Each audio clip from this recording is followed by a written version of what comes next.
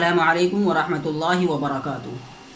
جیسا کہ آپ حضرات نے اس سے پہلے کلپ میں جانا، آپ کو معلوم ہوا کہ جو ہماری فرض نماز ہوتی ہے اس نماز میں 4 رکعت کی ترتیب ہم نے بتلائی تھی، 4 رکعت کی ترتیب بتلائی تھی، تو جن میں سے آپ کی 2 رکعتیں مکمل ہو گئی تھیں، اب باقی بچی ہیں 2 رکعتوں میں کیا پڑھنا ہے کیا نہیں پڑھنا ہے، وہ پوری کی پوری ترتیب ہم نے آپ کو بتلا دی۔ اب باقی رہ گئی ہیں 2 کے بعد تیسری اور چوتھی رکعت، تو اب تیسری اور چوتھی کی باری ہے۔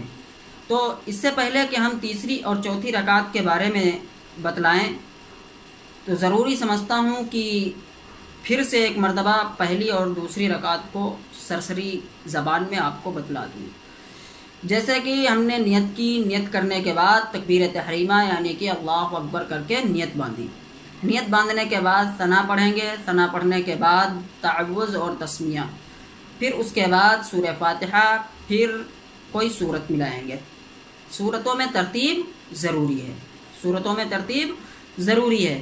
پھر اس کے بعد رکوع اور سجدے کی جو تسبیح ہوتی ہے اس کو بھی ہم نے بیان کر دیا، کس طریقے سے بیان کی جائے گی، کیا الفاظ ہیں ان کے، کیا نہیں ہیں، وہ تمام چیزیں ہم نے اس سے پچھلی کلپ میں بتلا دیا ہے۔ پھر آپ کی ایک رکعت یوں اس طریقے سے پوری ہو جائے گی۔ پھر اس کے بعد آپ کھڑے ہوں گے دوسری رکعت کے لیے۔ دوسری رکعت میں آپ کو صرف اور صرف بسم اللہ پڑھنا ہے، بسم اللہ الرحمن الرحیم پڑھنا ہے۔ پھر اس کے بعد سورہ فاتحہ پڑھنے کے بعد میں کوئی صورت ملانی ہے، جو آپ نے پچھلی رکعت میں صورت پڑھی تھی اس کے آگے والی پڑھنی ہے، جس سے آپ کی ترتیب درست رہے۔ یہ نہیں کہ آپ اس سے پیچھے والی میں چلے جائیں تو آپ کی ترتیب بگڑ جائے۔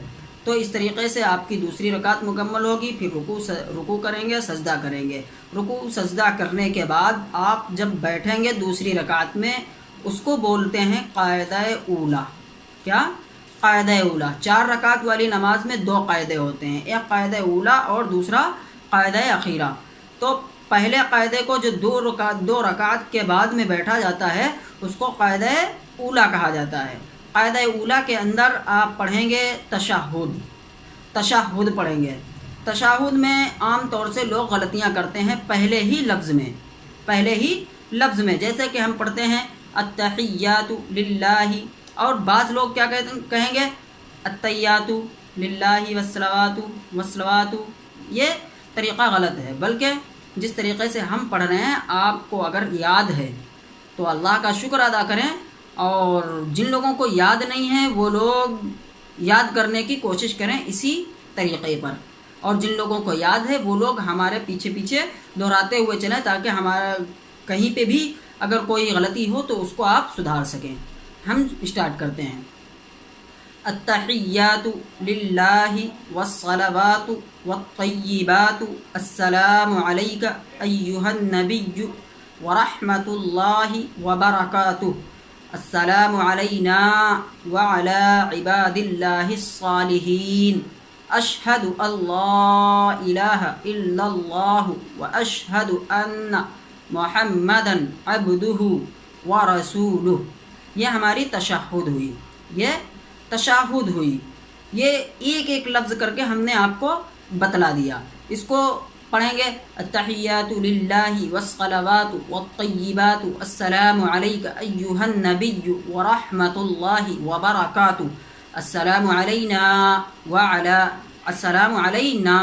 کھینچا جائے گا، السلام علینا وعلی عباد اللہ الصالحین، اشہد بعض حضرات کہیں اشہد نہیں ہوتا بلکہ اشہد، بڑا شین ہے یہاں پہ، اشہد ان لا الہ، یہاں پہ کھینچنا بھی ضروری ہے، اشہد ان لا الہ الا اللہ واشہد ان محمدا عبدہ ورسولہ۔ یہ ہماری تشہد ہو گئی۔ پھر آپ تیسری رکعت کے لیے اللہ اکبر کہتے ہوئے کھڑے ہوں گے۔ اب یہاں پہ قابل غور چیز ہے، جو فرض رکعت ہوگی اس میں صرف 2 میں صورتیں ملائی جائیں گی اور 2 میں نہیں ملائی جائیں گی۔ پہلی اور دوسری میں صورت ملائی جائے گی اور تیسری اور چوتھی رکعت میں صورت نہیں ملائی جائے گی۔ جب تیسری رکعت کے لیے ہم کھڑے ہوں گے تو صرف اور صرف بسم اللہ الرحمن الرحیم، بسم اللہ الرحمن الرحیم کہہ کے آپ سورہ فاتحہ پڑھیں گے۔ سورہ فاتحہ پڑھنے کے بعد چپکے سے آمین کہیں گے، پھر رکوع میں چلے جائیں گے، رکوع میں تسبیح بیان کریں گے، سبحان ربی العظیم، جیسا کہ ہم نے کل بتایا تھا عام طور سے لوگ کس طریقے سے غلطیاں کرتے ہیں، ربی العظیم، سبحان ربی العظیم، یہ 3 مرتبہ یا پھر 5 مرتبہ یا پھر 7 مرتبہ، پھر سمیع اللہ لمن حمیدہ کہیں گے، کھڑے ہو جائیں گے، پھر ربنا لک الحمد کہیں گے، پھر اس کے بعد میں ہم سجدے میں اللہ اکبر کہتے ہوئے چلے جائیں گے۔ سجدے میں بھی 3 مرتبہ یا 5 مرتبہ یا پھر 7 مرتبہ یہی تسبیح بیان کریں گے، سبحان ربی الاعلی، سبحان ربی الاعلی، اس طریقے سے ہم تسبیح بیان کریں گے۔ پھر اسی طریقے سے اللہ اکبر کہتے ہوئے پھر کھڑے ہو جائیں گے چوتھی رکعت کے لیے۔ چوتھی رکعت میں ہم پڑھیں گے پھر بسم اللہ الرحمن الرحیم، چوتھی رکعت میں بسم اللہ الرحمن الرحیم پڑھ کے سورہ فاتحہ پڑھیں گے، پھر وہی جو تیسری رکعت میں کیا اسی طریقے سے رکوع اور سجدہ کر لیں گے۔ جب چوتھی رکعت ہماری یوں ہی مکمل ہو جائے گی، چوتھی رکعت مکمل ہو گئی، اب پھر ہم بیٹھیں گے قاعدے میں، اس کو بولتے ہیں قاعدہ اخیرہ۔ پہلے 2 رکعت کے بعد جو بیٹھے اس میں قاعدہ اولا ہوا، اب جو بیٹھے ہیں اس کو قاعدہ اخیرہ کہا جاتا ہے۔ قاعدہ اخیرہ میں پھر سے آپ تشہد پڑھیں گے، جو ابھی ہم نے اس سے پہلے بتلایا التحیات، ٹھیک ہے، اس کو تشہد کہتے ہیں۔ تشہد پڑھیں گے، پھر تشہد کے بعد درود پاک پڑھیں گے۔ درود پاک کس طریقے سے پڑھیں گے؟ درود شریف اللہم صلی علی محمد وعلی آل محمد کما صلیت علی ابراہیم وعلی آل ابراہیم انک حمید مجید، اللہم صلی علی محمد وعلی آل محمد کما صلیت علی ابراہیم وعلی آل ابراہیم انک حمید مجید۔ پھر اس کے بعد میں ہم اللہم بارک پڑھیں گے، اللہم بارک علی محمد وعلی آل محمد کما بارکت۔ اللہم صلی اور اللہم بارک میں صرف یہی فرق ہے، اس میں اللہم صلی میں اللہم صلی کہا جائے گا، اللہم بارک میں بارک، پھر اس میں کما صلیتا ہے اور اس میں کما بارکتا ہے، ٹھیک۔ اللہم بارک علی محمد وعلی آل محمد کما بارکت علی ابراہیم وعلی آل ابراہیم انک حمید مجید۔ پھر اس کے بعد ہم پڑھیں گے اللہم انی ظلمت نفسی ظلما کثیرا ولا یغفر الذنوب الا انت فاغفر لی مغفرۃ من عندک وارحمنی انک انت الغفور الرحیم۔ یہ ہماری دعائیں معذورہ ہو گئی، دعائیں معذورہ ہو گئی۔ اب اس کو پڑھنے کے بعد آپ سلام پھیر دیں گے، السلام علیکم ورحمۃ اللہ، السلام علیکم ورحمۃ اللہ۔ یاد رکھیں جب آپ کم پہ پہنچیں گے تو آپ کو اس طرف موڑنا ہے، جب السلام علیکم اس طرف موڑنا ہے۔